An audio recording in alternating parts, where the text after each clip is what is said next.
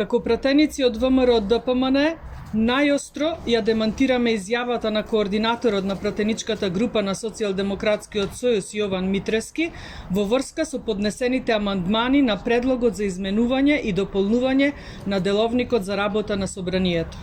Имено, овие амандмани кои што колегата Митрески ги спомена во својата изјава, потенцирам, не се амандмани поднесени од страна на пратениците на ВМРО ДПМН.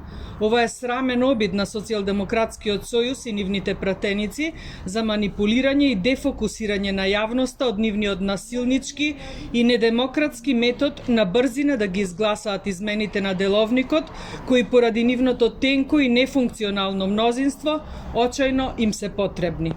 Нагласувам, единствен виновник за ваквата состојба е токму Социјалдемократскиот сојуз и нивното тенко мнозинство, а не ВМРО ДПМН и опозицијата. Нашите амандмани кои што се поднесени представуваат реакција на она што власта го прави и демонстрира во Собранието.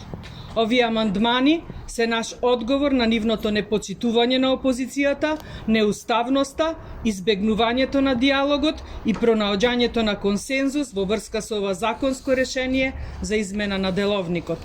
Од тука, ние како пратеници ги прашуваме колегите од Социјалдемократскиот сојуз дали е штетно, неодговорно и несериозно нивното однесување кога во текот на вчерашниот ден на Комисијата за финансирање и буџет го одбија нашиот амандман за бесплатно тестирање за ковид на сите граѓани на Република Македонија. Ова е класичен доказ кој работи против интересите и на штета на здравието на граѓаните, а кој искрено се грижи и бори за нив во овие тешки мигови.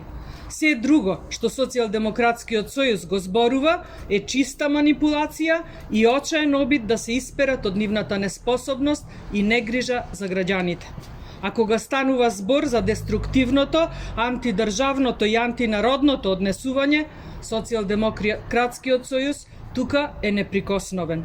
Потенцирам, токму колегите од Социјалдемократскиот сојуз се тие кои што со недели одбиваат да дискутираат во врска со македонско-бугарските односи и распродажбата на се што е македонско од страна на нивниот шеф Зоран Заев.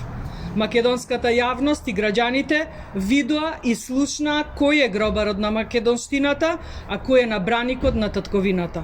И токму за ова недржавничко однесување, Социјалдемократскиот сојуз, Зоран Заев и екипата околу него многу скоро ќе ги добијат одговорот и казната од народот. Ви благодарам.